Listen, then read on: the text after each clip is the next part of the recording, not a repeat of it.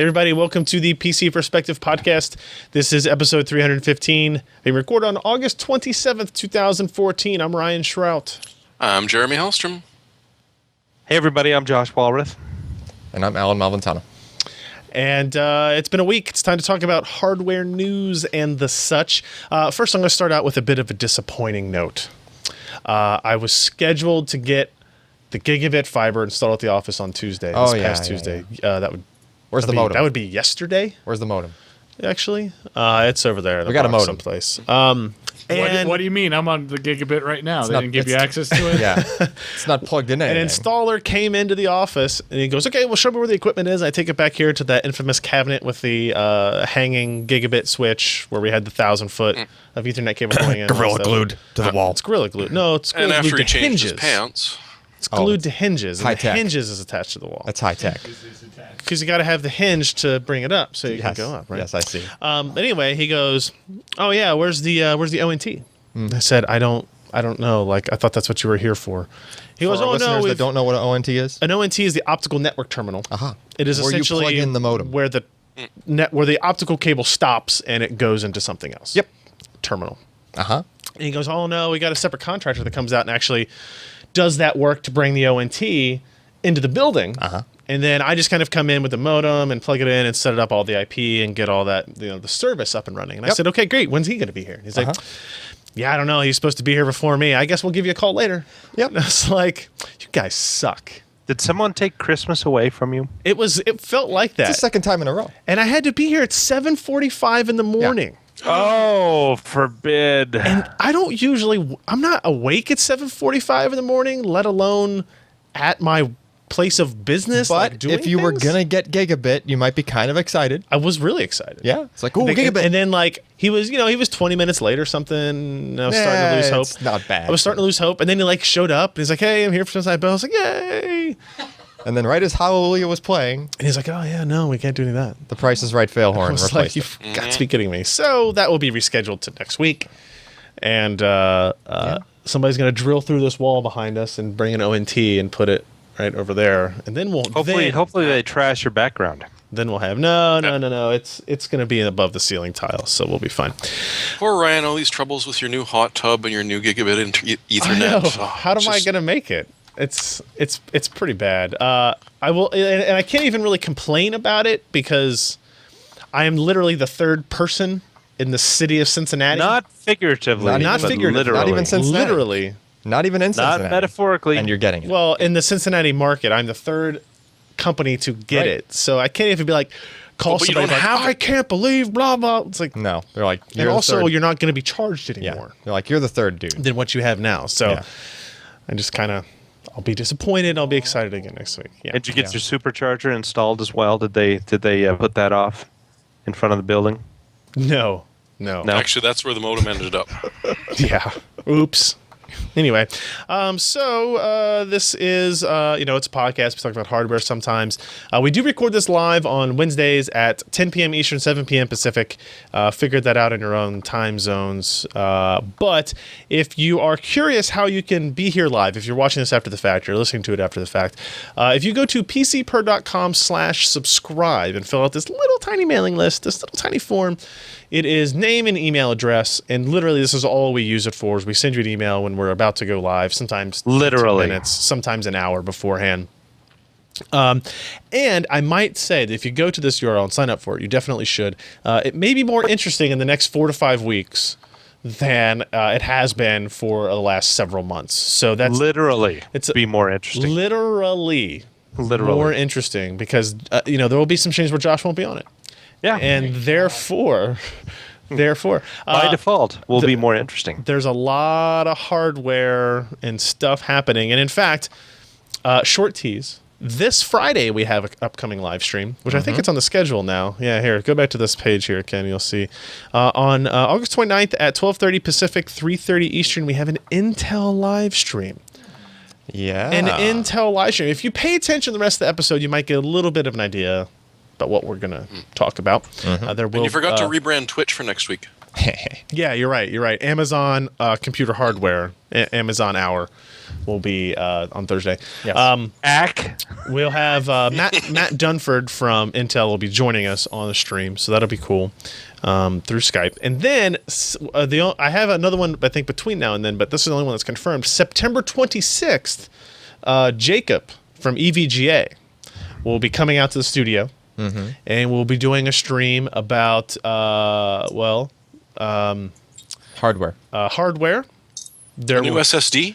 No, it's not an SSD. We'll talk about mice. We'll talk about power supplies. We'll talk about motherboards Stuff they make. and stuff. We'll talk about other stuff. So on September 26th, Yeah. I'm not sure exactly the time yet, but we'll have another one there. And EVGA has already promised, like they said, we want to give away a lot of stuff on the stream. And I said, we can absolutely do that. Maybe some stuff that's announced between now and then.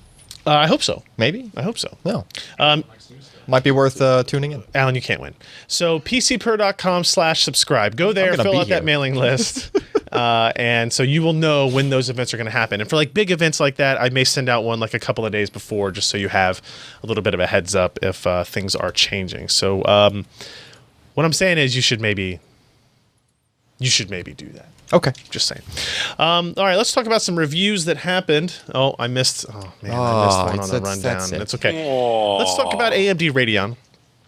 The R7 card? series. Video Yeah, card? no. We're going to talk about AMD Radeon SSD. It says it on the screen So not R7. right here. Not an R7 265. Over there. This is Which would be a video card. AMD Radeon R7 SSD. Uh-huh. I don't know, Alan. You wrote their article. Tell me about Yeah. it. Okay. So 128, 256, 512 gig. Nope. No? Try again. How about 240, 480, and 120? Oh. Okay. There you go. That one. Yeah. This. Where have you been? It's been Alan? such a long time. It was August 21st when Yeah, you I wrote know. this review. Those are for the the same l- increments that you see on like the other OCZ SSDs, Correct. and that's because it has the same controller in it. Okay, so what are we talking about? This is an AMD branded SSD. They're not being cagey about the fact that this is built on OCZ technology. It's built by OCZ. It's got an IndyLinks controller in it. Okay, so let's do a quick ramp. Right, you have the OCZ Arc that just got released. Okay. Okay, that was the non-overclocked version of the Barefoot, Okay. Right. M10. the 10. Yep. Yeah. So that's like the slower one. Okay. And the overclocked one is actually M00. I don't know why it goes down, but it Double does. zero, man. It's awesome. Okay, so you had a slower Arc version with cheaper flash, that sort of thing, like the A19 nanometer flash, and trying to be low cost, right? Okay. Yep. Next step up was the Vector 460, right? And then it was the Vertex. Or sorry, the Vertex You've got- 460. You've got the Vector yeah. 150. Now even I'm. Yeah, I know. So it goes Arc, No, it's actually and then Vertex 460. Vertex 460, Yep. which is also Here, I not bring up this overclocked. diagram here. Right, not overclocked.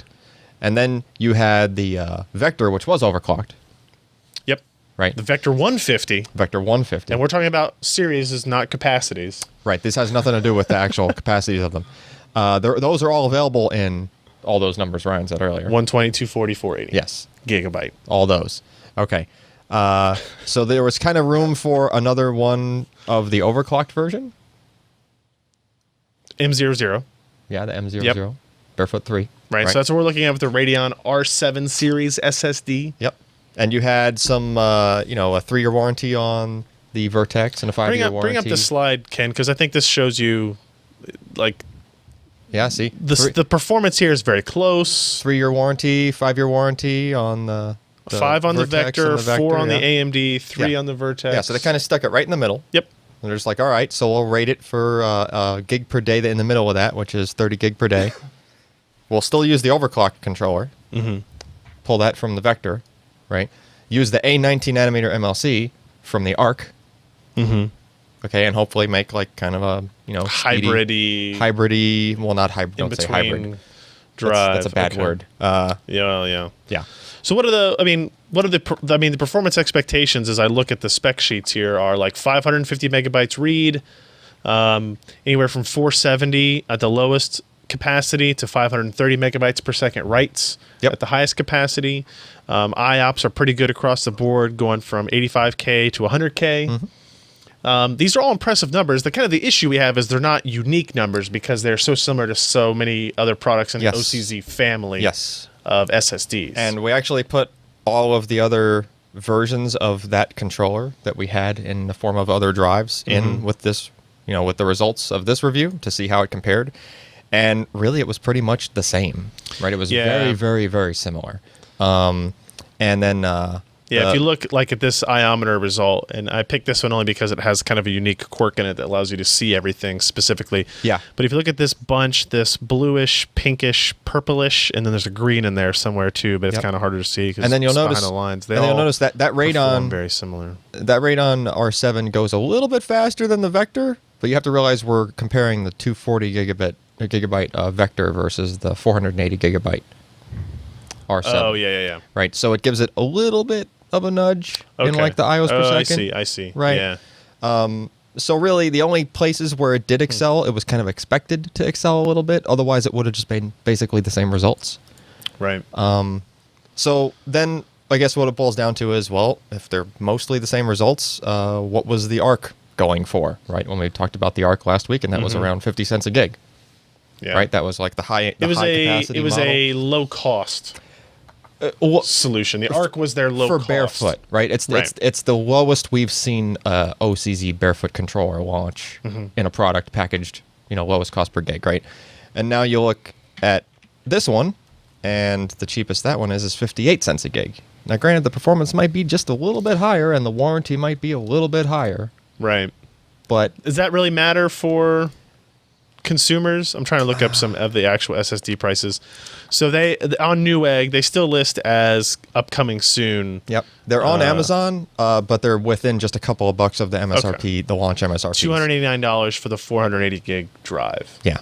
Right. So it's not like the prices have come down. It launched a week ago. I was kind of hoping after the review that we were even talking in the office we're about $10 less on Newegg than what the MSRPs are. For the 512 gig, yes. 480. It's running. Or sorry. Oh yeah, we gotta change that number on there. Yeah, I gotta fix that. Yeah. So okay, let me ask Josh this then. Okay. What do you think about the idea of AMD even releasing the product at all, right? And then attaching the Radeon brand and then attaching the R7 brand to it. They've done it with memory. Yeah. So it's not a big jump. I mean, solid state drives are not. It's not like they're going out there and saying, "Hey, let's get a spindle-based hard drive and slap a Radeon on it." I mean, it's I don't think they will, which is good. I mean, does it make sense at the end of the day? Does it make sense to have Radeon memory? Maybe that was kind of a cool idea, right? But I mean, it's because they packaged it with this caching thing as well. With their software, software, and it was one of three because they did three different types of which one was Radeon, but they did gaming and I think the other third was enthusiast extreme? And basic or entertainment. Yeah. I mean, that was kind of it had like more of a purpose I see than this. What do you think AMD's goal is in releasing an SSD? They don't think they're going to have a huge profit increase because of SSDs, do they? Like, OCZ is making it, building it, supporting it, probably distributing it. Like, AMD is just a name attached to it. Is it simply a, we want to... they're making money off of the Radeon name, and they don't have a whole lot of liability behind it other than saying, hey, let's order 10,000 drives from you. You can send to Newegg, Tiger Direct, whatever. It's a fairly low number that we can handle in a quarter. Yeah. And more than likely, you'll sell them off, and people will get on Twitter, take pictures of, hey, I'm an AMD fan, and I'm part of the AMD Red Team, and I've got my AMD memory and my R9 290X, and look at this brand new R7 Radeon SSD. Look at that cool looking graphics on the cover. And I bought them all as a triplet on Newegg, like as a special, a bundle deal. That's the only thing I can really think of is that that's kind of the goal, right? Is to have as much AMD branded stuff in your system. Not because it's better product. Like AMD memory was fine memory, but it's not better than other memory. This SSD is a fine SSD, but it's not better than other SSDs out there. Right. It's not like, like with the 290Xs and the graphics card market. It's not literally attempting to dominate the market. So, and the other issue right now is it's like the current going prices for the Vector are identical to this. Yeah, no, I mean, you're right. Like, if you look at it from OCZ's perspective, it kind of doesn't make any sense to have the product here. And I think that's why it's not their brand, right? Yeah, no, I get it. It's not going to show up on their website. It's not going to show up when you look up OCZ SSD on Newegg. And I think that was kind of part of the issue was, if you're OCZ, you don't want to give up one of your product segmentations. Yeah, but okay, let me interrupt here and ask, how's the SATA 6 environment for SSDs right now? I mean, it's pretty saturated. It's saturated? It's saturated. Not only is it saturated, but it's very competitive on cost per gig for launching drives, right? You have and not only that, but performance is... It's hard to stand out. The Marvell drive is just performing as well, is a little bit better in SandForce with the latest firmware. Yeah. The new the Marvell Samsung 840s and 850s do perfectly fine. They're all in the same batch. So if AMD comes to you and said, you know what, I realize you're making these, and what if we brand them and we buy a certain lot? And if you're OCZ and you have production capacity and you're not expecting to sell that many, but AMD comes in and starts throwing money at you, what are you going to do? Yeah, sure. I mean, I see that. Yeah, I mean, I get it. Like I said, I get it from OCZ's perspective. If AMD was I'm sure AMD was the aggressor in this relationship. Yeah. Like, hey, we're looking for a partner to do this. It also gives them a chance to test a different kind of NAND. The A19 nanometer? Yeah, I mean, it's not hugely different, but hey, it's the only one I've seen with it. No, it's already in the ARC, which launched a week before. Oh, okay. Right. But I guess that's actually why they delayed the launch of the ARC, to be honest, as well. I think so too. Yeah, but my kind of argument on this is more of a generality. It's not against OCZ or AMD or anybody in particular. It's like if you're going to launch a new model at this point, you have to have a competitive cost per gig, or you have to completely just blow everybody away on performance. Well, no, you don't. Or you have a brand that people know, right? And so my guess is that they will sell Radeon graphics cards, and there will be you may also likes on Amazon, or people also bought on Newegg or whatever it is, right? Yeah. And maybe they get smart and they sell bundles of the stuff. Because I don't want to talk about I don't want people to think we're talking bad about the drive. It's still a good SSD. No, it's a good drive. It performs well. Yeah. Its cost is okay. It's not great. Right. But it's reasonable. It's not super expensive, right? It doesn't stand out of the realm that way. It's just kind of an SSD. It's kind of like it could be there, or it could not, and it's not really going to hurt the market one way or the other. There really wasn't anything like. Usually when there's some new model of something that comes out, there's usually something. A reason why. Yeah. Yeah. Something stands out. The reason why in this is AMD wanted to brand something. Yeah. And I think that's fair. It's good for OCZ, and it's probably good for AMD in the long run. I just don't think it will be really important in the long run to either company. Right. Alan, let me ask you a question. Yes. How many of the first generation ND-Lynx drives did you have from different manufacturers? First gen ND-Lynx? Yeah. There wasn't that many. I thought I remember you had like a stack. No, that was SandForce.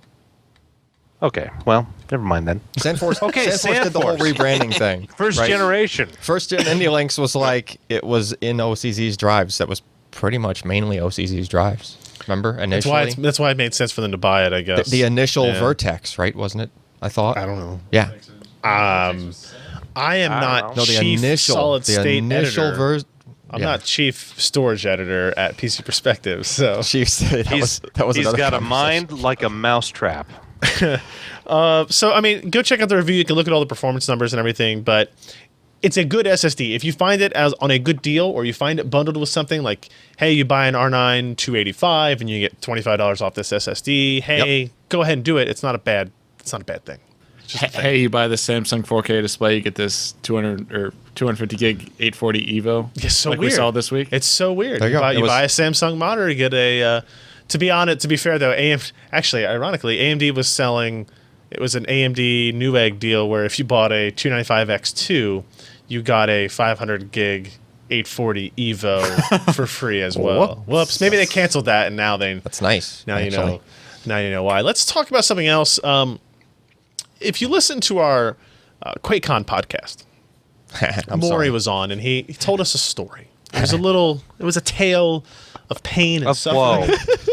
And about how he broke his processor and his leg. And I want to show you how he broke his processor. So this is a vise, and this is a block of wood, and that is a 4770K. Wait, he didn't break it at that moment. He didn't. I'm not positive he didn't. I'm probably pretty sure he not. did. Yeah. But, it was probably when he put that cooler on the bare die. Put the heatsink on the bare die, yeah. So we don't need to walk through the step-by-step of this, but if you are interested in the process of delidding an Intel Haswell CPU, we have an article for you. You need to read this thing, right? Yeah. He kind of goes over, this picture is I just love that picture. That is awesome. I don't know what else to say. And as the commenters... He's laying the wood to that processor, if you know what I mean. As the commenters mentioned, scroll up again, Ryan. Yep. Don't use the cut side of the wood. Use the smooth side of the wood. This side, not this side. So you don't crack... something, whatever. I forget. Yeah, no, I saw that too. So the razor method, that's for lamos, right? So you got to use the vice. We had an article method. On that too at one point, didn't the we? razor method? Maybe, yeah, I thought we did. Know. But I mean, look at that. Why would you put your processor in a vice? Why would you do that? In his defense, it's a big hunk of metal part of the processor. And this is what it looks like when it's delidded. It's the part of the processor he didn't want. I know. Yeah. That's true. But there's so many important things underneath there. Well, I wouldn't put the important things in the vice. Just saying. So you basically squeeze it, shit pops off. You're done. Yeah. Well, come on, we used to draw on it with conductive ink. Hit it with a hammer. I used to draw on it with a number 2 lead pencil. Well, wait, listen. Yeah. Those came without lids. You didn't have to put them in the vice before you could draw on them. It was nice. Yeah. Yeah. So, and then this is what Maury used to attempt to protect the die after it's naked. And that's what it's meant for. That's what it's meant. It's a D-lid die guard. Yes. And it sits on the processor and it tells you right there it's going to die. Yeah, Yes. die. So it sits on there, and the idea is that it will, keep from the days of the Thunderbird, where the die was very tiny, and your heatsink was very not, and you had to put it on. It always the way the heatsink retention mechanism was horrible, because you put it on there and you had to push down on one side, so all the force is on this side going directly on the corner of the die. And the die was the corner of the die. That's where I never broke a die. Yeah. What is wrong with you? I broke 2. But then when you were using the screwdriver to clip the other, it went straight through the motherboard. Yeah, that sounds pretty awesome too. I did nick some memory traces once, putting on a heat This is a sink, cracked die, by the way. Yeah. Yes. Oh, yeah. Yeah. Don't do that. No. Go read that story. It's interesting and fun, even if you have no intention. I mean, he very much says in this article that you probably shouldn't do it. Your mileage may vary on this, but if you do decide to delid your processor, I'd recommend going with the heat spreader approach and not even attempt to direct die cooling. So that's where you change the thermal paste and put the heat spreader back on. And you definitely should not decide to do this. It could be a costly adventure. You should not decide to do this before transiting that PC to QuakeCon.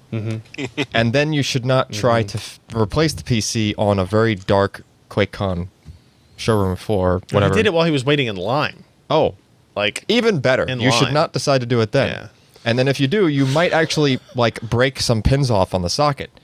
It's easy. And then you might have to replace the motherboard. Maury's got lots of motherboards. And by the way, it was a water-cooled system, so plumbing was involved. Yeah. Well, he just clamps, you just pour that water. He was on carpet, so you just pour it on the carpet and you move on. And then he almost broke his leg on a handicap ramp. And it's unrelated to the dust. Irony.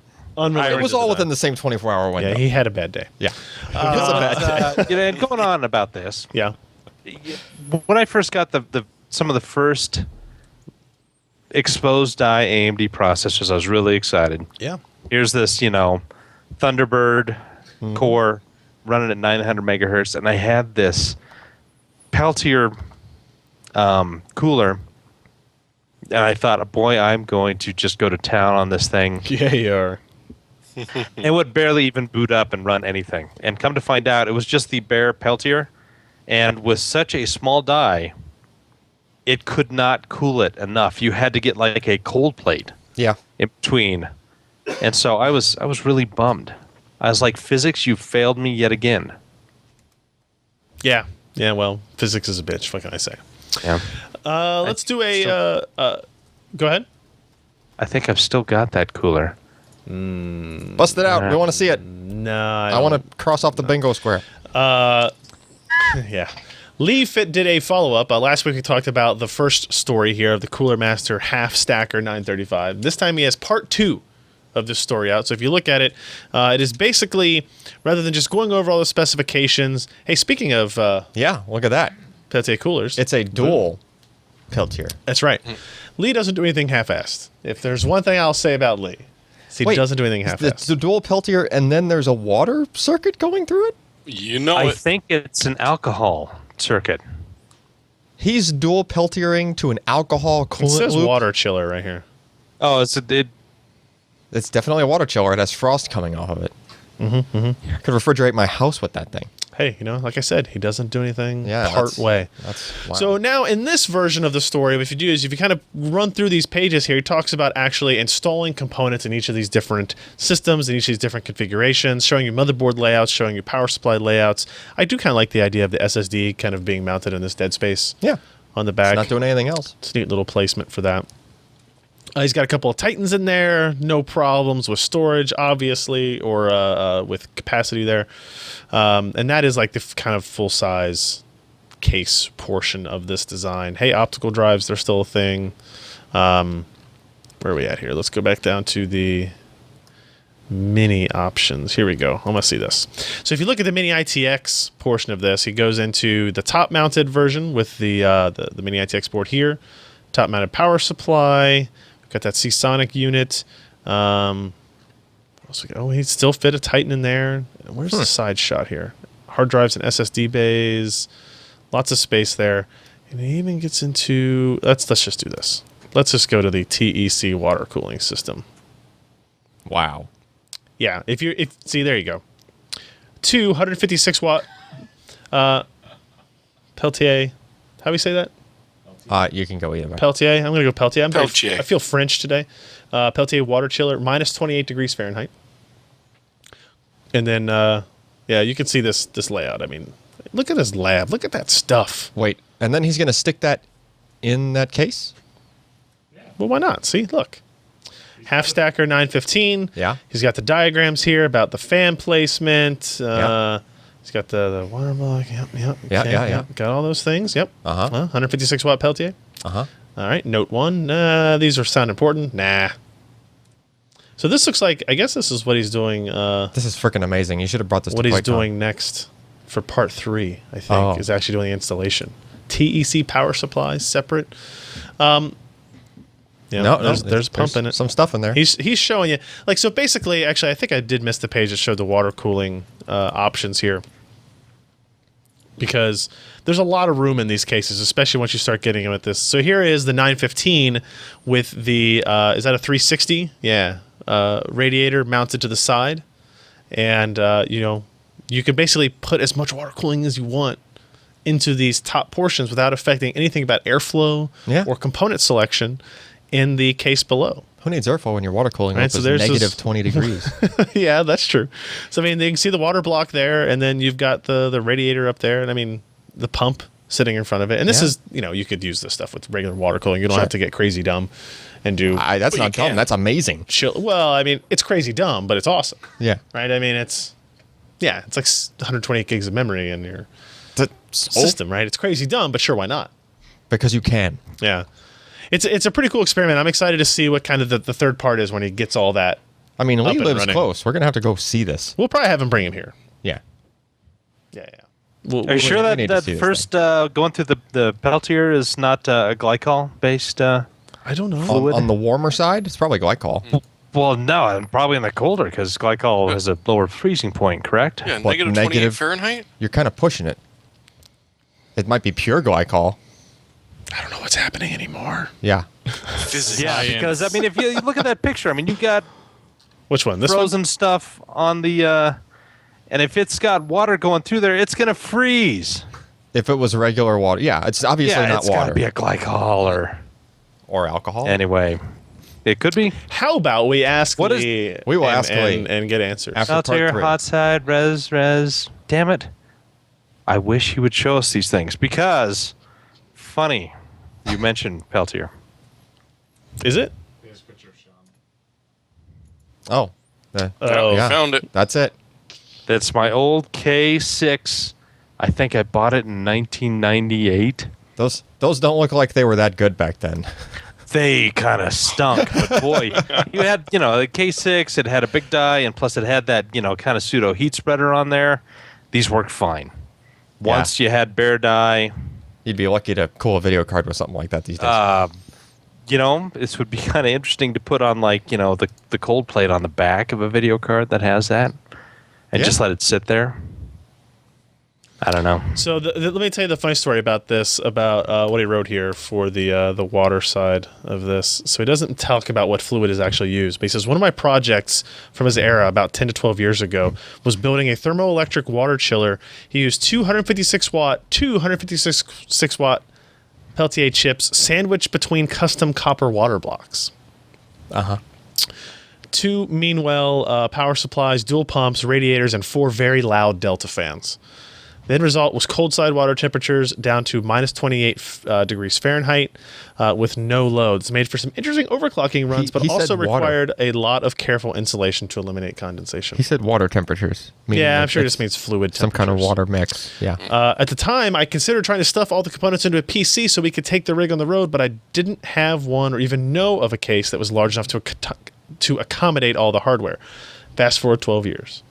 No longer has all of the components to build it, but now he has a case that could easily house everything. So it looks like he is not rebuilding it, but maybe we'll talk to him and figure out what he needs. We should do it. Yeah. There are many options and different ways to accomplish this, so be creative. So he shows you what you put in the 915, what you put in the 925, and then in the other 915. Easy, guys. Easy stuff. Yeah. That's all. So for all those doubters that didn't understand what this case was for and why would you want such a large case? That's for that. It's for crazy science, boys. Yes.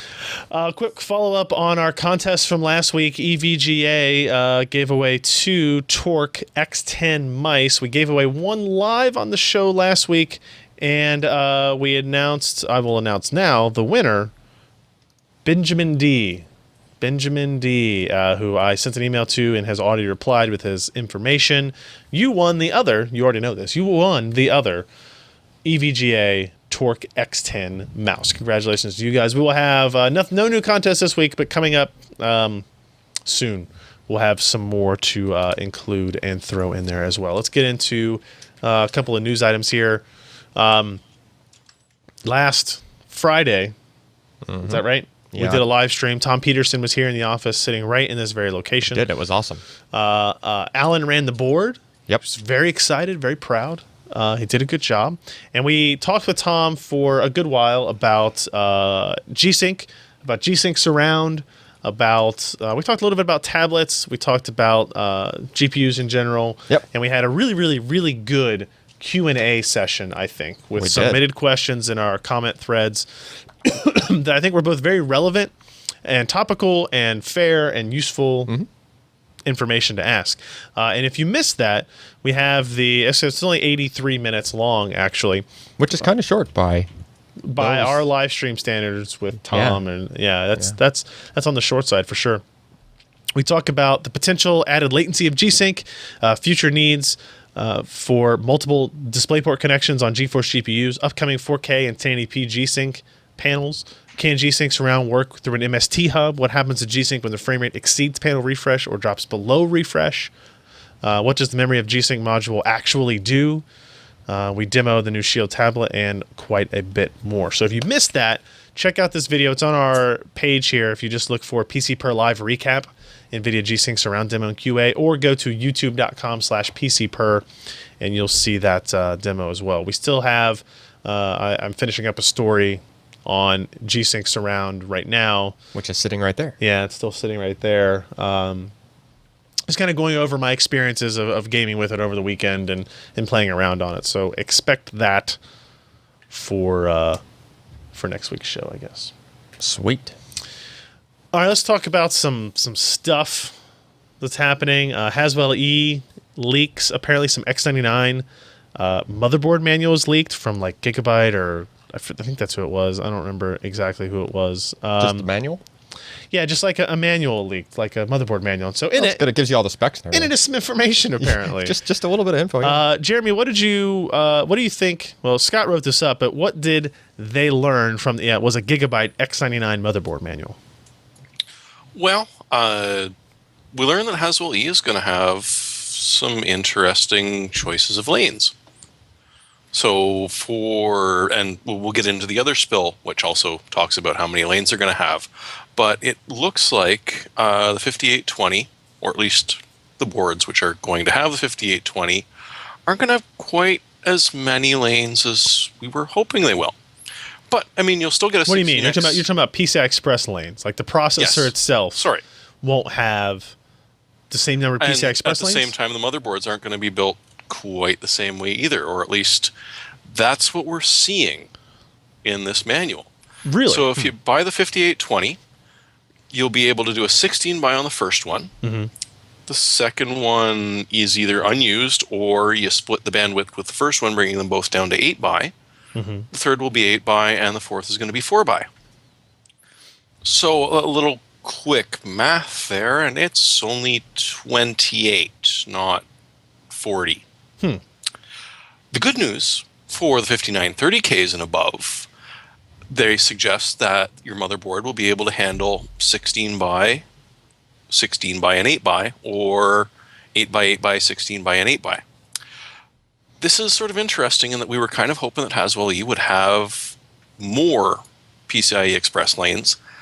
But on the other hand, these are just the chip ones, so don't get worried. Your SATA Express is going to be fine.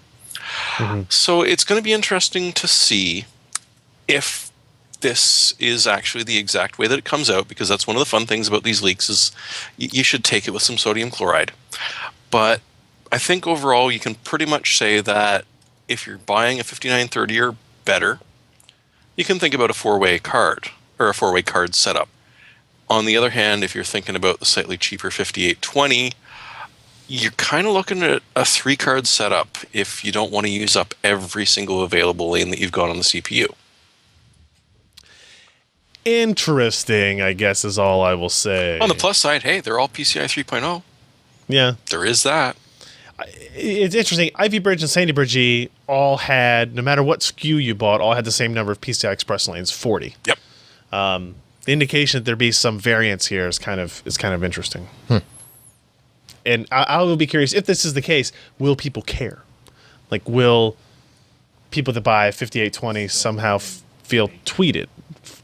Will they feel cheated?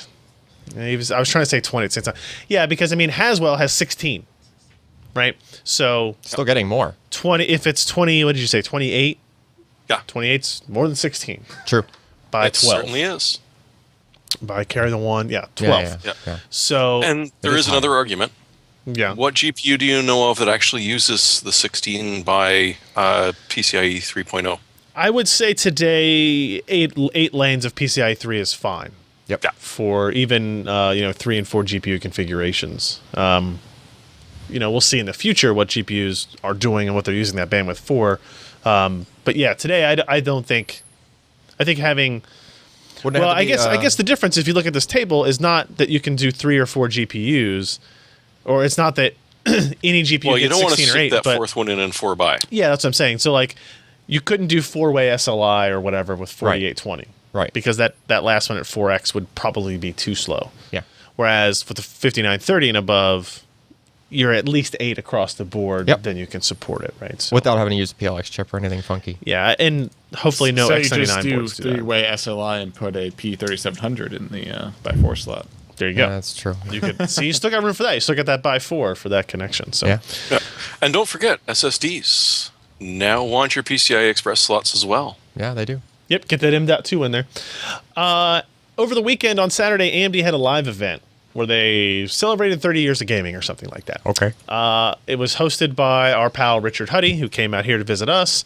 Not last weekend. Not last weekend. He did not come and visit us 30, last weekend. 30 years of gaming? Don't they mean like actually about 15 to 16?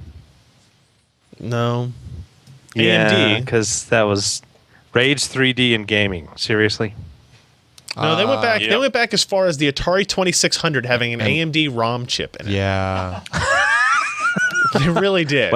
And they even All said right. Commodore. Counts, right? They even said Commodore 64, which I don't recall ever seeing an AMD chip in a Commodore 64. Maybe there was. I don't know, but I don't. It could have been an unbranded part, like maybe. at that point. I don't know. I mean, you think 30 It years could ago. be a UART chip. Some guy that works. You're in a Commie 64. It could have been the UART. Lie the about one- being in a Commie 64, or would you just sort of admit that we were there? Sorry. Might need to explain Josh's joke a little bit. The UART chip being the one thing that made the Commodore 64 painfully slow at loading programs. So what they did announce is the Radeon R9 285. If you look at my news post, it's actually mistitled and has been updated. They did not announce a 290 or 285X. They only announced a 285. Okay. What's the difference? Well, performance. One doesn't exist. One doesn't Oh. exist yet, and one does. Okay. Like, so the 285X and 285 are both built on a new GPU, or in theory are built on the same GPU called Tonga. And the rumors have all been that Tonga has a chip that is 2048 stream processors. Well, all they've really announced is the 285, which is 1792 stream processors, which is the same shader count as 7970, which is the same shader count as the R9 280. So what's different? We're not really sure yet. It's a new ASIC, right? So it supports Crossfire XDMA, so it will have... Which is new for that, right? It's new for it, yeah. The 290, 290X are the only ones that have That's where the supported it cards thus far. talk to themselves Over without the PCIe. CPU having to be involved. No, just through PCIe instead of through a bridge. Yeah, it just goes point to They point. support maybe. True Audio. They would support... What else, Josh? What else are we... XDMA. Yeah, I just said that. XDMA, Oh, True Audio. And there was like a third feature I thought that was... Well, they always talk about Mantle. Yeah, but technically everything does mantle. So is it kind of like Yeah. they're just refreshing, kind of, maybe? Something that It's- was slower? It's kind of like that. So it's a smaller chip. It'll be more power efficient. Okay. It has a 256-bit memory bus, I think, Yes. instead of a 384-bit memory bus. Oh, so it's... It has FreeSync support, Oh, right? okay. Yeah. That's right, because the 280 couldn't support FreeSync. So it's kind of like they're rolling some of these other features into whatever niche spot Yes. that card set. It's a before. $249 card Yeah. or so. Okay. And it's interesting because it's not a new architecture, but it is a new ASIC, and they're just kind of like... Yeah. It's kind of an odd thing, Josh. I don't know if this is new to me in the graphics world, where they're just kind of like releasing a new chip. It's a new ASIC, and it's kind of got a couple of new features. And then, Yeah, but it's they just leave right it. in the meat of the market. The 280 and what we assume will be, well, the 285 and the 285X, which Yeah. may or may not be showing up. But I mean, they've had a 3-year-old chip there, 2.5-year-old chip existing in there. They're trying to push Mantle, True Audio, XDMA, and now FreeSync. Mm-hmm. And when you've got that whole meat market, pardon But the pun. doesn't it seem odd to only announce one part? So now you still have the 280X, No, because- the 270, the 270X, the 265 is out there that do not support these features. Yeah. Right? And so it was bad enough, I thought, when we had the 290, 290X and the 260X, and they had the separate feature set than what the 280, 280X, 270, 270X, 265 supported. Well, do you think they're just going to keep pushing back further with this? I assume they will, but just do it all at once. Like, just get it out there. Yeah. I don't know.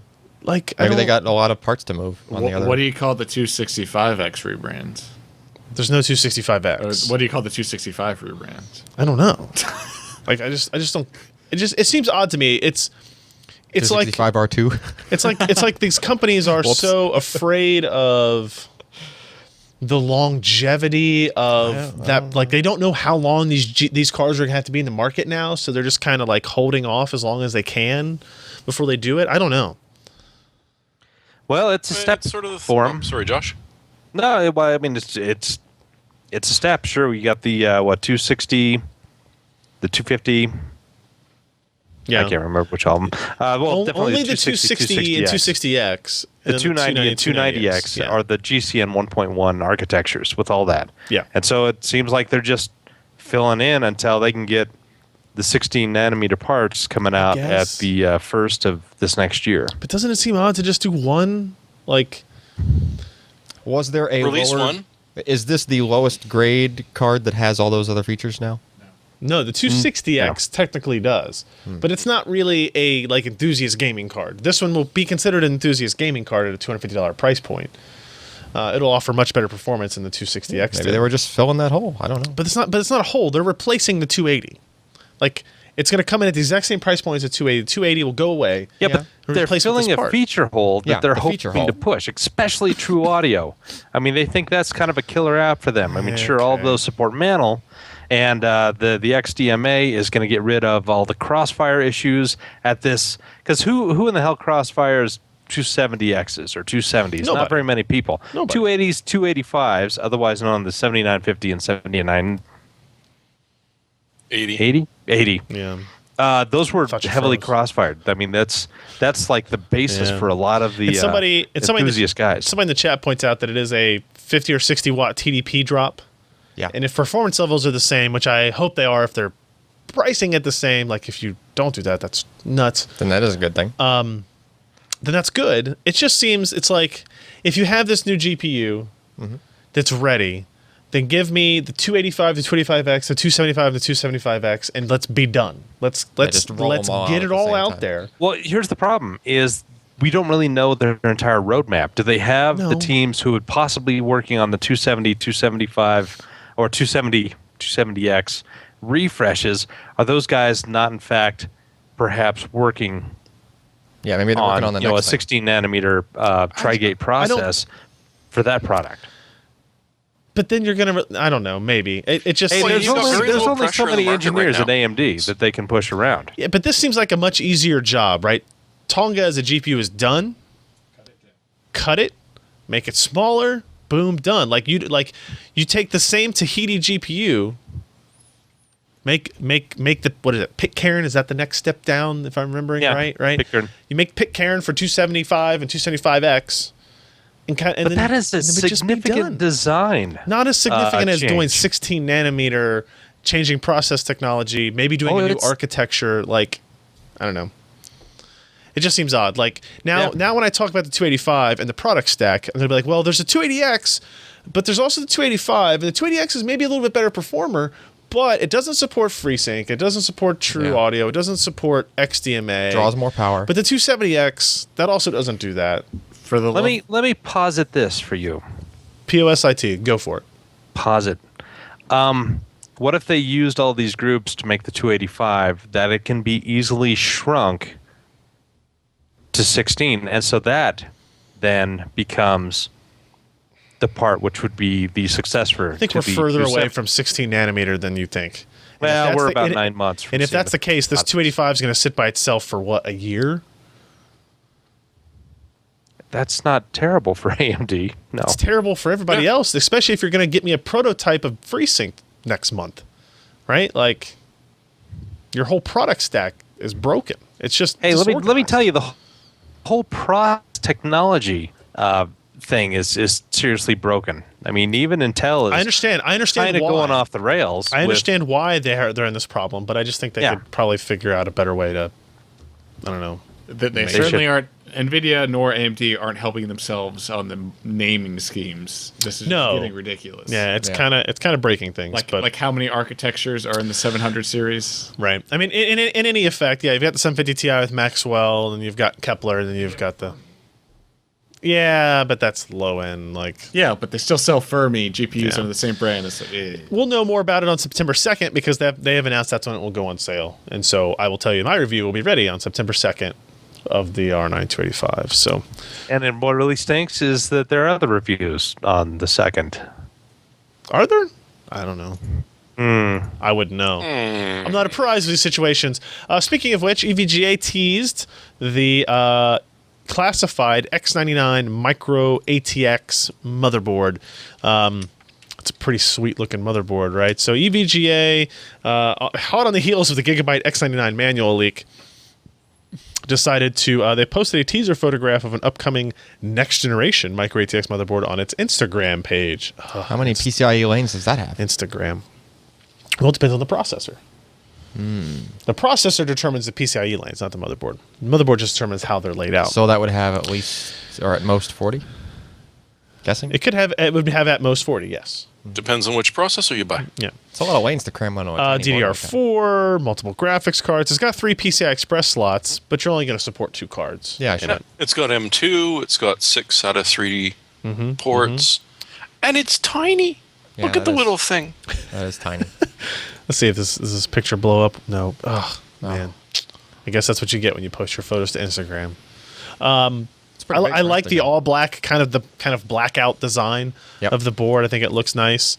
But I mean, you can see when you see these X99 boards, look how much of that board design. Consider this is a micro ATX board. How much of that is processors and DIMM? Like that is predetermined. You don't get a choice. You have to do this to support all of the stuff that needs to be supported. And that stuff's not Oh, really and by getting- the way, now make your motherboard different, unique, Yeah. and stand out. Kiss the 1, 2, 3, go. Yeah, and that kiss- stuff's not. That other stuff's not getting any smaller either. Like it's not like suddenly the CPU socket's going to get smaller. Or Oh, this is the big one. And good luck getting at that CMOS battery when you get a graphics card installed. yeah, where's that Maury, on that board? Maury, it's on the back. Oh, Go ahead, Ken. Hey, it's not a bad idea, is it? that's true. You could put it on the back. Put it where the CPU bracket would be. Yes. Right. Yep. If you don't have a case with a hole in the back, of You that, are but screwed. You are You so Cannot- pissed. when that 10 years is up. So pissed. Man. Anyway, Ken, you were gonna say something. I'm waiting for the ITX version of these boards. It's just all going to be socket. I mean, if you look Yeah. at what an ITX board would be, it would basically be if you cut it off at that Yeah. thing, That right? first And PCIe slot. you know, you might have, you get rid of this debug LED and you move some fan headers over. You might be able to move these SATA ports up. Yep. And you might be able to make a mini ITX version of this. It's a 16-layer board. And what's Yeah. the point? Yeah. What do you mean? What's the point? No, it's that. Just, they're Put that in uses- many ITX platforms with a GTX Titan Black Put that in your Hadron Air and suck it. or 295X2 or something like that. I don't know. So at the beginning of the show, I announced before we recorded that Patrick Norton and I had sold Twitch to Amazon for $970 million in cash. Sweet. Turns out I was wrong, and I misread the press release. And Twitch.tv, Oh. the game streaming service, sold not to Google as everybody had originally predicted and had been rumored and been talking about. For a while. I feel like more than a month, Yeah. right? Like 2 months. It turns out, screw all that. They actually sold out to Amazon. So maybe they Which is so leaked weird to rumors so that they could get more money in their sale to Hey, Amazon. that wouldn't be the worst idea. No, it wouldn't be. It wouldn't be at all. Was some Amazon exec shopping and he put it in his cart accidentally. He didn't mean to. He was just man, looking at it and bought it. One-click purchase. Oh, Good thing you got Oh. these easy returns through Amazon. it's true. So next week, it won't be So sold. they made it official on Monday, the 25th. Amazon would be purchasing the video streaming platform. Twitch CEO published an open letter to the community. A message of thanks and confirmation of Amazon's acquisition. The retail and infrastructure giant will pay $970 million in cash. The entire deal is expected to finalize in the second half of the year. What is that picture? That's one that Scott made a while ago. That's the Amazon logo, but it's on fire. Oh, Kindle. And, Kindle Fire. So what Amazon I want to Fire. know is when this acquisition is over, does my Amazon Prime account give me no ads on Twitch? Ooh. it would probably do that. Oh no! Now no, they it's claim not that. It's. Go ahead. I noticed you've been watching this 20 minutes of this Dota game. If you want to find out the exciting conclusion, just subscribe to Prime and you can download it for a cheap price of $5.99 a minute. Well, they've already got me on Prime, so I mean that Yeah. shit's There you long go. sailed. It's a very interesting. Like I don't immediately see the connection, Amazon, but I mean, it's an incredibly exciting platform. The idea that this company didn't exist 3 years ago, Yeah. it was not a thing, and now it's integrated into the Xbox One, it's integrated into the PlayStation 4, Yep. and it just sold for $970 million. And I think we're way more exciting than the crap they put on that channel on Twitch, right? So. Yeah, but anybody can put crap on that. Yeah, and I did find there was a part in the letter. It's completely non-topical, really, where he talks about where the CEO thanks the users for making it a viable platform. And if you really think about it, I would bet almost 0% of what Twitch is is any of their own content. Right. Right? They are a company only because people stream their lives, their gaming, their stuff out to it. Yeah, like I don't think there's any Twitch branded stuff. Streams. no, Like, They do some stuff. like events. They Yeah. do. okay. They'll go to the- E3 and Well, do stuff like, officially there. The as well. international content, the Dota 2 tournament, is probably some of the most popular content that's ever been on Twitch, and they produce that. Yeah. Oh, okay. So they kind of they had like a team that's like, if you're going to have a big event, you pay us and we'll So make then sure it gets there out is there. something. There is, but it's always interesting to me to look at companies that have in reality, very little of their own value is based on what they are doing. Yeah. This company as a production company is not worth $970 million. Nope. Right? But it's all about, we have enabled all these people to do all this cool stuff. And because of that, it's like the value of Facebook. Facebook has a website, but it's the fact that there are, I don't know, 200 billion people or whatever their user count. Oh, gee, it's only 200 billion. Billion. Well, I have at least We're 30 a of small those empire accounts. of 200 planets. Yeah. Anyway, Every person born tangentially ever. related to hardware, but depressing that I read that press release wrong. I am immediately returning the 3 Teslas that I ordered. I got really excited. Yeah. Pry the keys of my cold dead hand. Yeah, sorry, I'm not you don't giving get mine one. back. Yeah, I'm no, not giving no. I'm sorry. While you're in here, the repo guy is outside putting them dang on it. the putting on the thing. So anyway, Seagate ships the world's first 8 terabyte hard drive. Yeah. Didn't we just get 6 terabyte hard drives? Well, okay. Like so- from everybody? So this, several months ago, a similar announcement came from Seagate. It's talking about, we're going to come out with 8 and 10 terabyte hard drives. And then this one came out again, and 8 terabyte hard drives. And then they're not on Amazon, they're not on Newegg. They won't even publish the specs. They are not for, like, we don't have one for review. There's no specs, so it's not here yet. So essentially, they duct taped 2 8 terabyte drives together and just called it an annoyed 2 4 terabyte drives. I'm just kind of confused at this announcement because there was another announcement. They are announcing like an industry standard 3.5-inch hard drive, Yep. providing 8 terabytes in a single drive slot. Uh-huh. Delivers maximum rack density within an existing footprint. Sure. What they didn't tell you is it's 8 terabyte SSDs taped together. That would be amazingly fast. Yeah, I don't No, think they're not that's the connected case. together. They're just taped together. Oh. With a good RAID card, that would be amazingly fast. So, I mean, take the fact that it may be a paper launch. Is it? I mean, it's good. Like, it's good. Do you think they're putting more platters in? Do you think they've increased platter density? I mean, how do you think they can do that? Since this Why not looks- both? This looks like it's more of a random access kind of a thing, so I don't think they're doing the shingling trick. Shingling is where you writing a track. The track tends to be wider than what you could read a track. Okay. Right. So there's this trick where You you overlap a little. You overlap intentionally, but then the problem is you can't go back in the middle and like re-overwrite that because now you just overwrote some other stuff. So that right? would improve density. That would, but they're probably not doing that trick. It's probably just increased density. Just they can make It the does head right incorporate smaller a and- proven SATA 6 gigabit per second interface. Oh yeah. So, And it is aimed at so the it's- enterprise, so it's going to be stupidly expensive too. Well, if they're Of course. saying if they're specifically saying SATA and not even mentioning SAS, I don't know how enterprisey they're really pushing it. Because usually if it's an enterprise drive, it's SAS / Yeah. SATA, with SATA being the rare option or the rarer option, right? For true enterprise like drives in a huge rack space kind of thing. But anyway, So, Alan, do you toss and turn at night saying, "Density, density, no escaping. That's for me"? no, no, Can you name that show? no. Anybody in the channel? Incredulous he looks. Nope, we're I'm- done. I'm- We're moving on. Young Nope. You killed it. Frankenstein. Really? Destiny, no escaping. That's for me. You don't. I still don't remember it. Sorry. Nope. I've seen the Oh, movie. it's been too long since I've seen that movie, yeah, I obviously. saw the movie a long time ago. Yeah. You all suck. Yep. I guess I should put this next story after the other story about Haswell. look, more Haswell. leaks.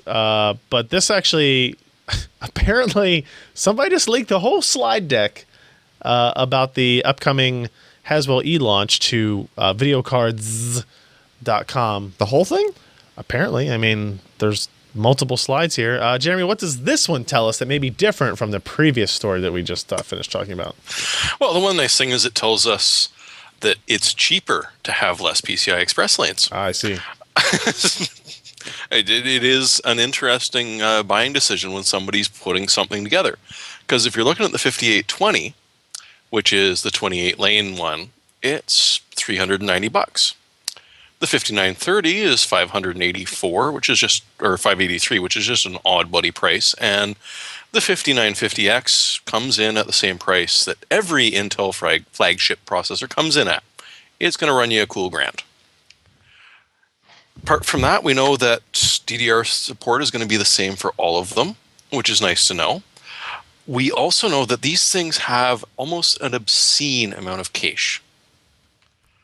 I mean, the top one has 20 megs, which I don't know that we've seen before on anything. Keep in mind that the Devil's Canyon has 8 megs. Yeah, so we've jumped from 8, the lower end one, and even the lowest end of these, the 5820 is going to be a 6-core, so 12 with hyper-threading, has 15 megs. The 5930, pretty much the same spec, except slightly faster. It's got a base clock of 3.5 gigahertz, as opposed to the low end at 3.3 gigahertz. And the 5950 is 8 cores, but it's only 3 gigahertz. So it's a wee bit slower. We're going to see, how that translates. And if you want to raise that clock speed, well, it's already at 140 watt TDP. Yeah. So you're going to want that Peltier that Lee built if you want to try and overclock this thing. I'm sorry, it's just craziness. But on the other hand, hey, it's going to be fast. It's going to be fun. People are going to buy it. People demand performance increases, right? Yeah. They want to see the enthusiast platform get faster. And now it seems to be doing it by more parallelism. Well, I mean, in PCI Express and in AMD went 5 gigahertz. These guys are going parallelism. Yeah.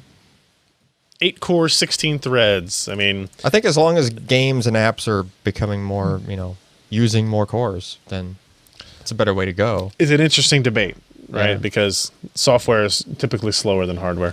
But and the other thing worth mentioning is that native Thunderbolt support, if you want to play with that. Oh, really? Yeah. Yes. It looks like there's an asterisk by it, and it says motherboards must be Thunderbolt ready.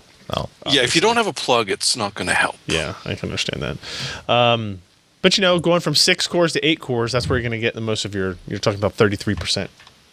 Yeah. More possible. Well, assuming that what you're running is going to use, because if you're running it with hyper-threading enabled, even a 6-core turns. But then lower clock speeds, and so there's all kinds of things come in. But as Ken pointed out, if this is true, the 5820K, even though it has 28 lanes PCI Express for $389, is a pretty good deal considering you're getting 6 cores. The previous one with the 4820 and the 3820, you got 4 cores. Right. So even that is getting a 50% core boost. Yeah. Right. For a pretty modest cost, right? You're about the same price as you're getting more lanes, PCI Express lanes, right? I mean, you're not getting 40, but you got to pay more for the memory. You got 4 channels memory you got to deal with. Plus, it's DDR4. It's going to be more expensive. I mean, there's other issues we'll talk about, but and motherboard's going to be brand new, so it's probably going to be expensive, like initially. Very possible. Yeah. So very possible. ZOTAC built an even smaller mini PC. They're using the term pico, so it must be small. Pico, the PI320. Jeremy, it's $200. It is, which is frankly for a Bay Trail, a brilliant price. That's Bay Trail for $200. You know it with Windows 8.1. So you're even getting an OS with this. You plug that in, it's going to work. Wow. It's smaller than your average Samsung phone. It's 115 mil by 66 by 19, or in American, it's 4.5 inches by 2.6 inches by 0.75. Huh. It's freaking tiny. That is phone sized. So it's smaller than phone size. It's Bay Trail, 2 gigs of memory, 32 gigs of storage. It even has a headphone jack. And it has an SD slot, so you can slap in an extra 128 gigs of storage in there. It's got HDMI in it. It's got a card reader. This is honestly, it looks like when ZOTAC puts something out, there's always somebody complaining that, well, maybe they could have made it a little bit better, or maybe they could have put this processor in it. Yeah. I don't see anyone complaining about this one because, hey, it's Bay Trail. It's unspecified Bay Trail processor, but still, it's freaking Bay Trail, and it's $200. Look at the Ethernet port size, and then compare that to the rest of the unit here. So right? what would you do with a Windows machine this small? Home theater Crisis. PC. What? Bolted to the back of a TV. But home theater PC, you don't have I guess you do use network storage at that point. Yeah. I don't know. That's all I do at home. It's the storage is elsewhere. It's not on the home theater back PC. of a monitor. I don't know. I think it's really cool. Here's what I want. And it's I got want Wi-Fi and every Bluetooth on TV it too, so you don't even have to worry about running a wire. Like this is every TV you own making it into a computer. I want a touchscreen computer in my shower. Well, the touch screen would be tricky. Right, but then I can just use this as the platform for it. You're touching the screen. Which hand are you going to use? I will use both hands. Oh, on the touch on screen. the touch screen. On the touch screen. He'll have a built-in webcam. It'll do that eye scrolling thing that people have showed off. I would argue. Scroll up. Does it have a Forward, stylus interface? I would argue that a shower-based touch screen would only need 5-point multi-touch, not 10-point multi-touch. Hey, you talk about what you do in the shower. Maybe at a 6 different Brian time. can count Maybe to 6 21 point. in the shower. So I'm not going to say what the 6th point of touch would It be. does have Windows 8.1 with Bing pre-installed. Ooh. That's the free version of Windows. Yeah. Yeah, that's how they're able to pull that off. Like, Well, sure. part of that price, right? And But it's full Windows. And how slow is that eMMC going to be in Windows? Yeah. I mean, these tablets have EMC in them, like the Windows It's not that horrible. tablet 10 you have on Lenovo. That's don't EMC. get me wrong. It's not like fire-breathing SATA 6 SSD speed, but like, it's not horrible. I think that's either. pretty cool. Did you know when it's supposed to be out, Jeremy? It'll be out end of September, maybe beginning of October. I'll take a gross of them. The power, the power adapter is bigger. I know. Yeah, it's seriously the brick is Really, bigger. the thing we need now is wireless power. As I have found looking at multiple devices recently, like wireless security cameras. That's awesome. Except I still got to plug the shit in. Yeah. Right? And so No, there was no mention of true. key support, but then again, even still with key, you've got to dock it or at least put it close to. yeah, the power no, we need support. real new technology for that. So there's actually Anyway. 3 USBs, gigabit, HDMI. No, it's 10100. Oh, it's all really? I think it's only 10100. If you look at the Yeah, specs, I think it's 10100. 10100. Yeah, no, it's not gigabit. That's surprising. But then again, it's got Wi-Fi, and that's probably what you're going to use They anyways. even make 10100 NICs anymore. Bluetooth, not so much. Clearly. Oh. Clearly. Well, if you wanted gigabit, you could plug it in one of those USB ports. It's $200. back. Something's got to give somewhere. Yeah, I guess. Yeah, in a couple of places. Well, they could have cut Bing out and made it a little cheaper. In the no, that would have made it more expensive. You're probably right on that. Finalizing into our world of small computers, apparently there was Scott just posted before we started some leaks about the Broadwell Intel NUCs being developed with a Q1 2015 launch. Fanless Tech got a hold of a semi-redacted slideshow presentation that outlines various models and features. Between Q4 Haswell, Q1 2015 Broadwell Core iX, and Q2 2015 Broadwell Celeron models. Rock Canyon, Pinnacle I hadn't realized it Canyon. got this bad. What, the We model have Pinnacle names? Canyon, Maple Canyon, Rock Canyon, Wilson Canyon, Horse Canyon, Red Lake, Ice Canyon, Golden Lake, Deep Canyon, Forest Canyon, and Thin Canyon. Ooh, Thin Canyon. That's my favorite canyon. Yeah, I don't know what to say about all that. So if we look at, let's see, where are the, here we go. They all seem bigger than Broadwell. the other one we just looked at. Oh, no, they are. Yeah. But they're also going to be significantly faster. Yeah, that's true. With Yeah, they're Broadwell, Broadwell, instead they're of not, Bay Trail. Bay Trail. Plus, you'll probably get your gigabit Ethernet that you need so bad. Yeah. 4 USB 3.0 ports. Like if I'm looking at, maybe let's look at this highest end one here. This one that they're labeling Rock Canyon i5 Q1 next year. 2 SODIMM slots. What is that? 2242 6080 M.2 slots. That's what they're filled with. Are those controllers? Wait a minute. don't No, know. that's I'm the looking different sizes of M.2. Oh, 2242 and then 6080 millimeter.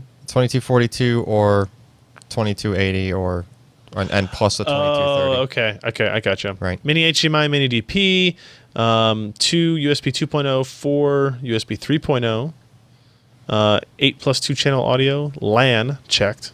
I don't know if it's gigabit. Sorry, Al.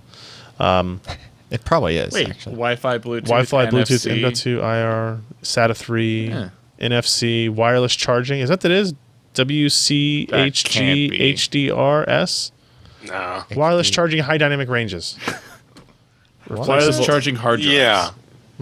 Wireless charging hard drives. Hard Hard drives. Hard drives? drives, replaceable lid. I don't know what any of this means. And what happened to Wide-Eye? Yeah, Maybe that's what that is. that died a horrible death. Wireless. I don't know. I think it's just wireless charger. CHG. Yeah, but what's Otherwise known like, as a battery? like wireless charger won't do that sort of wattage. No, I don't think Wide-Eye's definitely not dead. Unless they're just putting like a wireless charging pad on it so you can sit your It's not phone very. on it. It's not very prevalent. Yeah. Let's put Do it they that have a way. really big Canyonero model, though?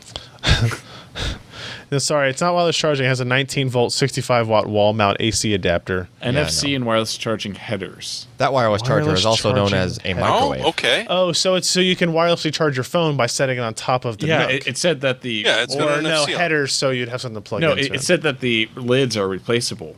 Also, so maybe you can get a wireless charging lid. That'd be pretty cool. That's a pretty cool idea. Have your computer Yeah, be yeah. your phone You charger just as well on stick your the phone on desk. top of the computer. That's pretty cool stuff. I like it. I like don't- it. I would see people taping that to the back of a monitor still, but How are you going to stack your phone on it? then the phone on the back is well, kind of tricky. you don't have to tape it because they Velcro? include Visa mounts, but just saying. True. Oh, True. so it's meant for you to not be able to put your phone on it anyway. Exactly. All right, let's get into our hardware software picks of the week. We'll learn more about Broadwell NUCs. Maybe we'll learn some stuff at IDF. I doubt it, but hey, you never know.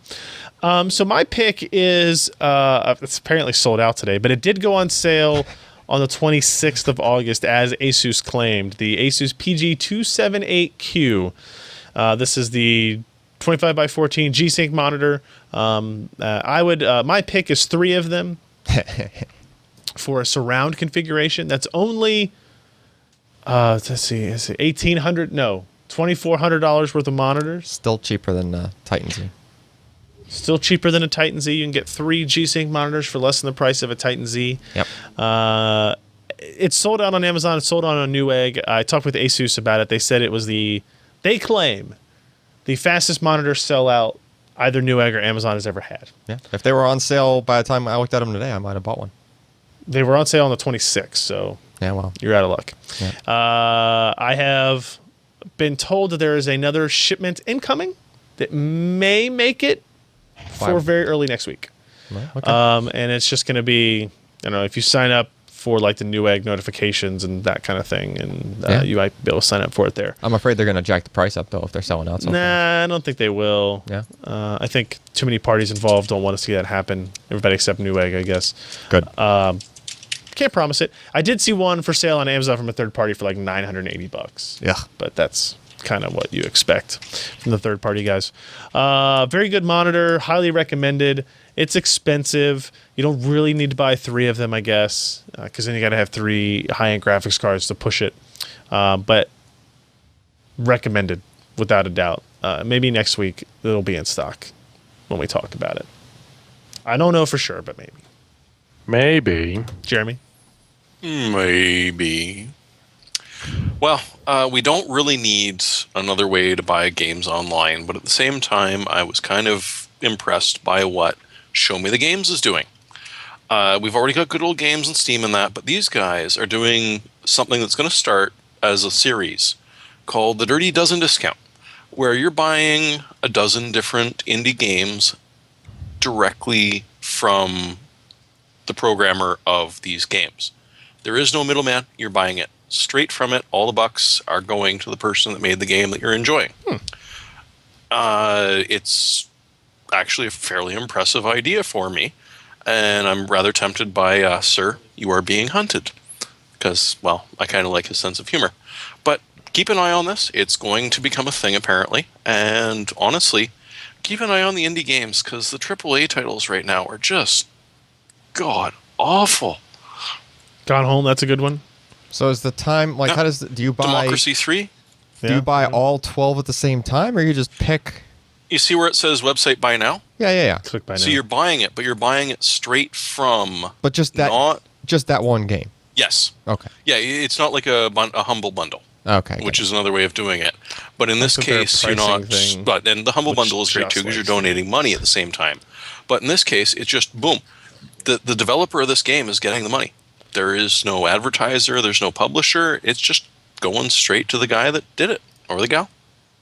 And honestly, I can respect that a lot. Okay, well, I didn't mean to click on that game. Retro City Rampage. Wait a minute, what? Oh, the buttons are below it, not above it. Yes. Oh, Well, look, I mean, where do the Yeah, it's are poor these two website buttons design. What associated can you with do? this They're logo, below it. or are these two buttons No, associated they're- with this logo? They're below it. Yeah, but it doesn't look like it. Nah, I don't like it. Yeah, but yeah, you can get Retro City Rampage, and you can get Retro City Rampage right now Humble widget. for $4.99. Cool. All right, I like it. Cheap stuff, cheap games, and whatnot. Josh, yeah. You're up You know, now. I've been using the Corsair 650D for a long time. Yeah, now you I have. like it. They, of course, have the newer one out, the 750D, and you know what? There's just so much room for activities in that case. for You could activities? probably, you could probably stuff a small child in there and take him across the border. but just probably, right? Probably. You It's wouldn't gotta know be for a sure. small child. Yeah, he's never No. tested that. No, never have taken any children out of China. Never. Nope, not at all. Nope. Wouldn't do that. Build quality is nice. It looks nice. It's clean. We like clean. I Not agree. like, I like those cases that look like the monolith from 2001. sure, that Yeah. works. Anyway, Sure, why not? that's my pick. There you go. 139 on special somewhere. That's pretty good for that Yeah. case, considering some of these mini ITX and micro ATX cases are in that same range as well now. Yeah. Last but not least, Alan. All right, so Maybe least. I'm not no, judging probably. you. It's I probably just am least. saying. I don't know. A couple weeks back, I was talking about like eliminating dupes off of all your stuff. Did Right, you try give to us free up- software for that already? Yeah, that was a couple weeks ago. Oh, okay. Yeah. What, talked about that. deduping? Yeah, no, not deduping, but like finding the duplicate files on your system and manually getting rid of them. Like Okay. duplicate fault, right? So that's like you're trying to, do your cleanup on your computer and get rid of stuff. And then once you've gotten rid of all your dupes, you can use this piece of software. Now, I know, Ryan, you like a different one, which I think is what, Wonderstat Yeah, Winderstat. for this.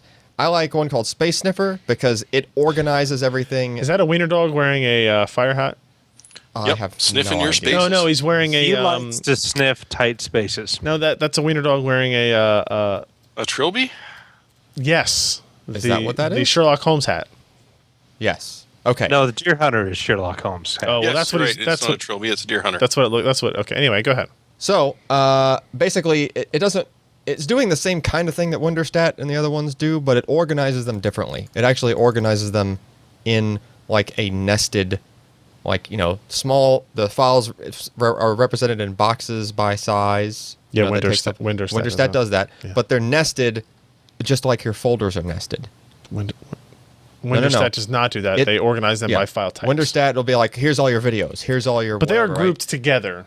They're grouped, Yeah. yes, but this is actually, you Sure. can double click on you'll see And zoom in on it. Here's your whole Windows folder. It's this big out of your drive, right?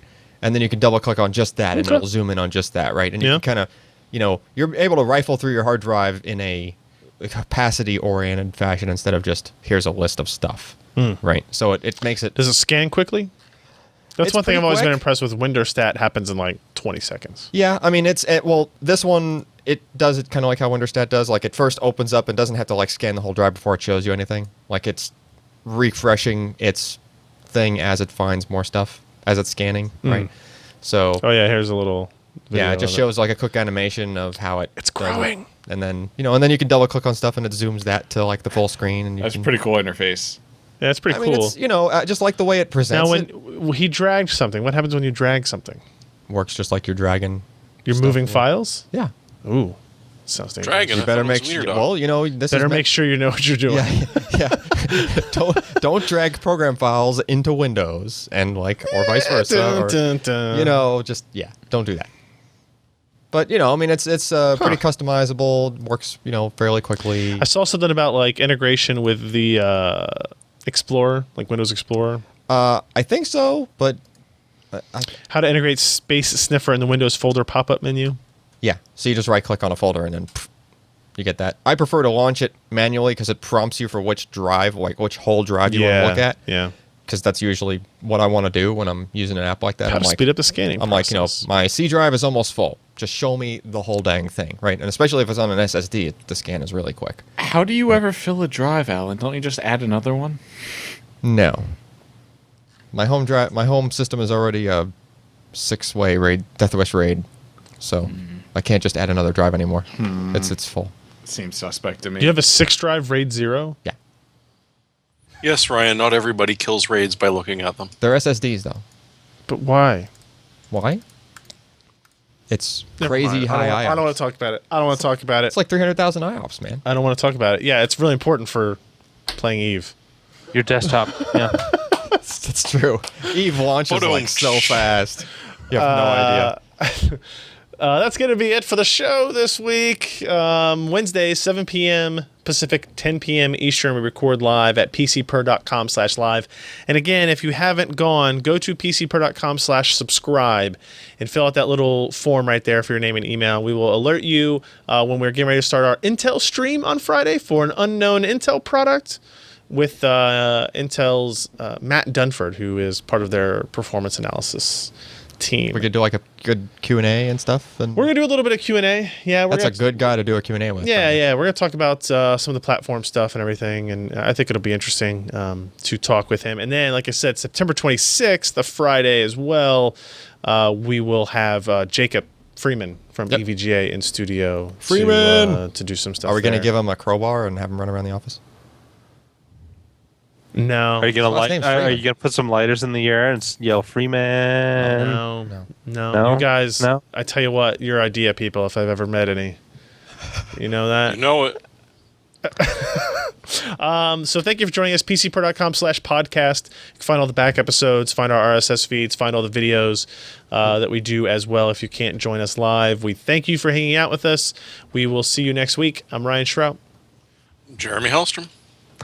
I'm Josh Walrath. And I'm Alan Malventano. Thanks, guys.